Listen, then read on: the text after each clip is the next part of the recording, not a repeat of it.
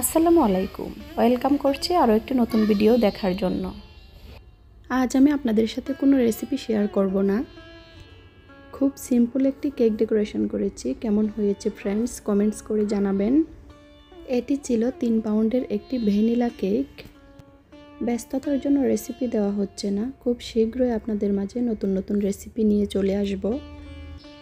আমার চ্যানেলে কেক বানানো থেকে শুরু করে কেক ডেকোরেশনের সম্পূর্ণ ভিডিও রয়েছে, আপনারা চাইলে দেখে নিতে পারেন। কিভাবে কেকের ক্রিম তৈরি করতে হয় সেই ভিডিও রয়েছে। আমার রেসিপিগুলো ফলো করে আপনারা পারফেক্ট স্পঞ্জি কেক তৈরি করে নিতে পারবেন। কোনো ওভেন ছাড়াই চুলাতে আপনারা কেক তৈরি করে নিতে পারবেন।